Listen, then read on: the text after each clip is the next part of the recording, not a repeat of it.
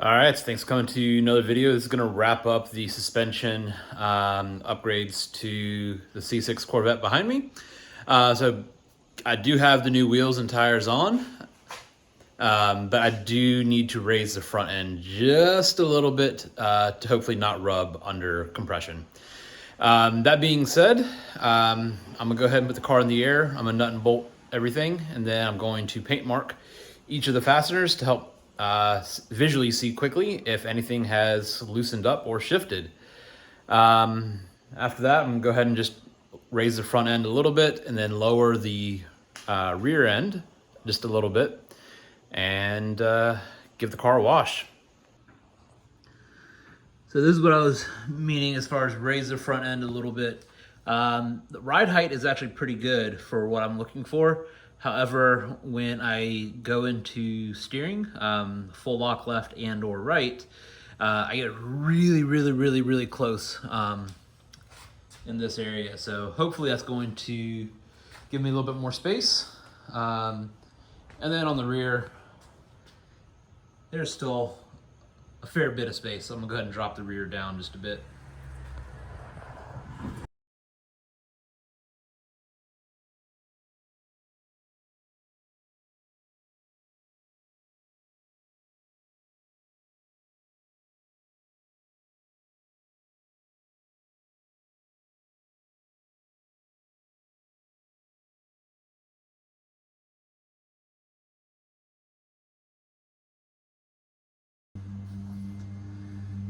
All right, so I said that I was gonna raise the front end just a little bit. So here's a lowering bolt, it's back there. It's just a 10mm hex on the top of it. So I'm gonna spin this clockwise to the right, which is going to push that bolt further down, increasing the space between my spring and my control arm, which will then raise the car. So if I wanted to lower the bolt, I would just go the opposite direction. But with these size tires, I need to get a little bit more clearance. So I'm gonna throw the camera over here on the tripod.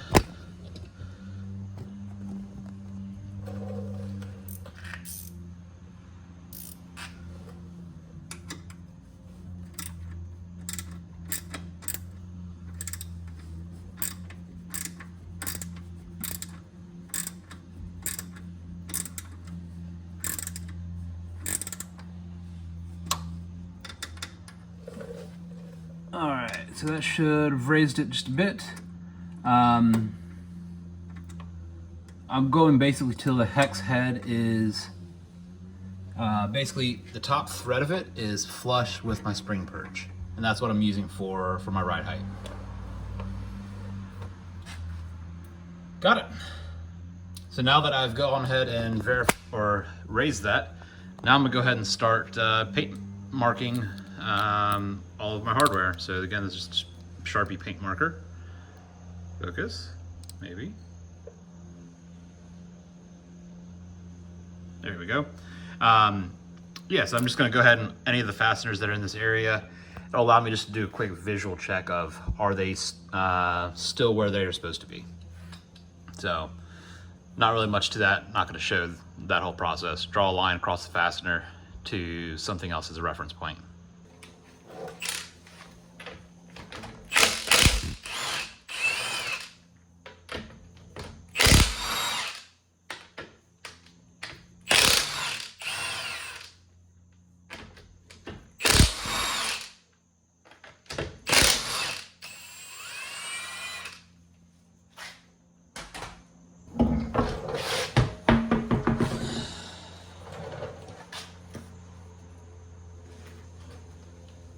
All right, so try to find the best angle into it again. On the rear, it's exactly the same as on the front. There's a lowering bolt, and because I want to go down in height in the rear, I'm going to spin that same 10mm hex counterclockwise to lower. I don't really know how much I want to lower it, so yeah, I'm gonna try to get a number of threads above the spring itself, and I'll just mirror that for the other side.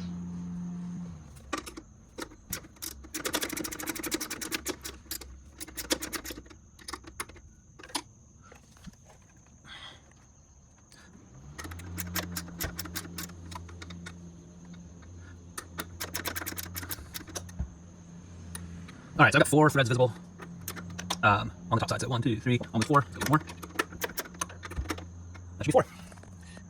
Go one more. That should be 4. And that's basically what I'm looking for. 4 threads above the top of the spring. All right, so I've got 4 threads visible on the top side. So 1, 2, 3, almost 4. Let's go a little bit more.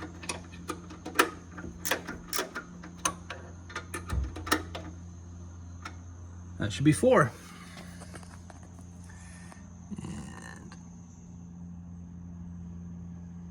And that's basically what I'm looking for. 4 threads above the top of the spring.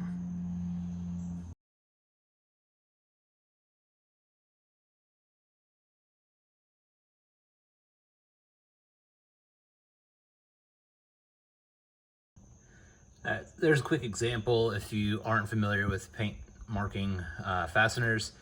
So you have the part that moves and a part that stays still. So the mount on the control arm, that obviously is going to stay still. So if this starts to loosen, that paint mark will no longer be in line. So depending like where it is, it might not be the perfect line, but it's something that's a quick reference of like, hey, something's loosened up.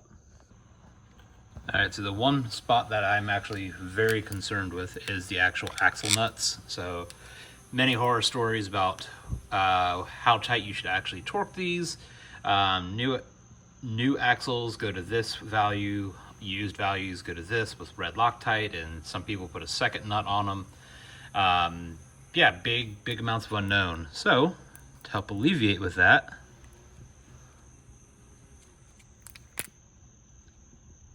probably gonna come off, but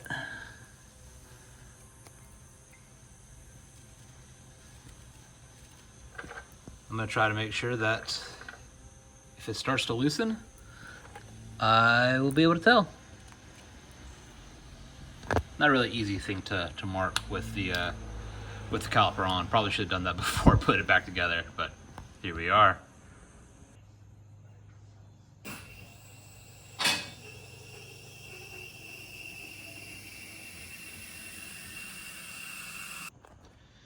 All right, so after every time I've messed with the lowering bolts, it doesn't really look like anything until the car settles back out. But it does look like the front is raised a bit, which is good. The rear, I don't know. Maybe it is, maybe it's not. I think it just needs to settle out.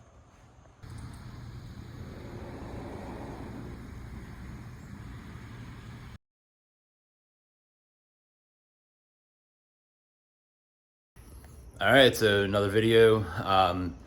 This is actually at the culmination, the end of all of the work that I've been doing to the C6, and now it is time to actually go ahead and get it prepped and ready since Monday the 2nd, October the 2nd.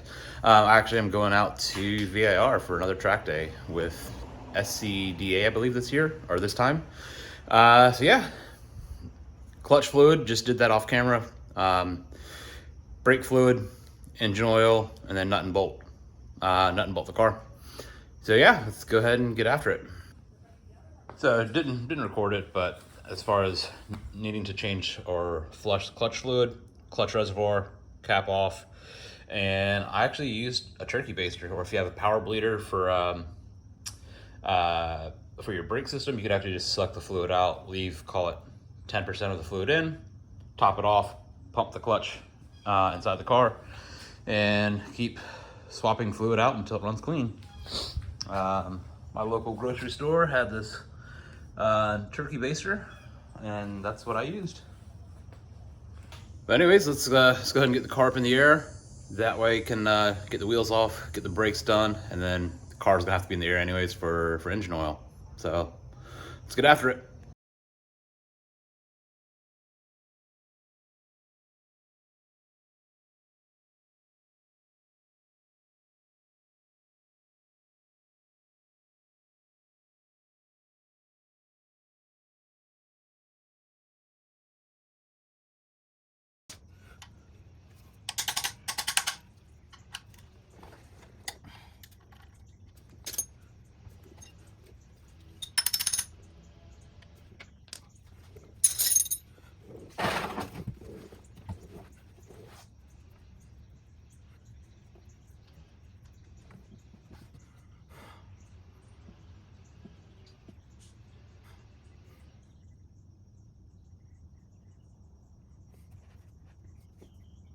Call me, guy.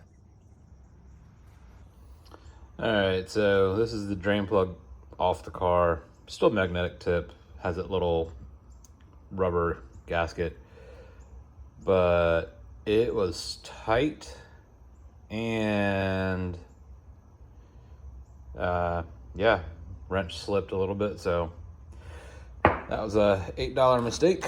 And fortunately, local AutoZone or Advance had basically the same thing in stock. So one hand, maybe one hand, yeah. So yeah, same threads, same magnetic tip. So yeah, fresh gasket. Hopefully it'll seal a little bit better than the previous one. Except now I have to go up to a 15 mil wrench instead of a 13. All right, so seen it on social media a lot of different places that the mechanic hack or whatever else, instead of just spinning this off and trying to keep my hand out of the way, just use a solo cup or something underneath. So I'm gonna go ahead and get it loosened. Well, I did not do that well, but nonetheless,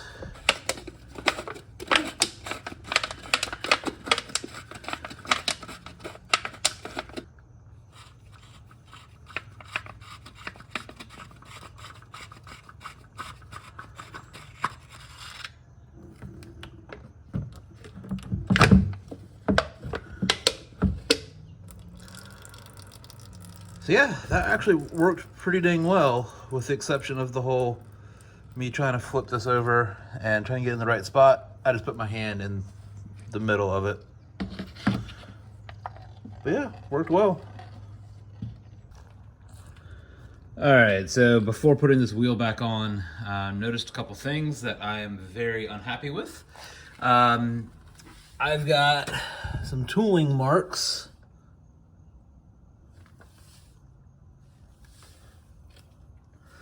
I'm assuming there's gonna be one more up here as well. Yep, so there that is. 2, 3, 4. All roughly 90 degrees apart, which means that is from the tires getting mounted. So yeah, now I have to go have a chat with them about them bleeping up my wheels. So it is. Now I'm gonna take my wheel weights down. So hopefully my wheel weights will stay put while at the track.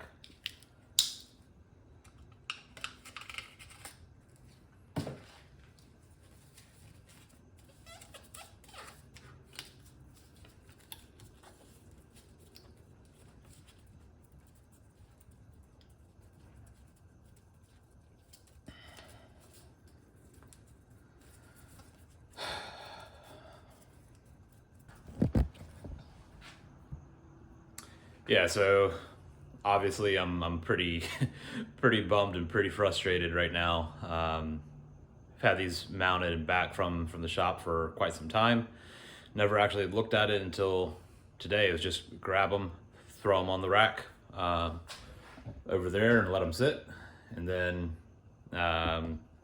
took them to put them on once the car had the alignment to hold them.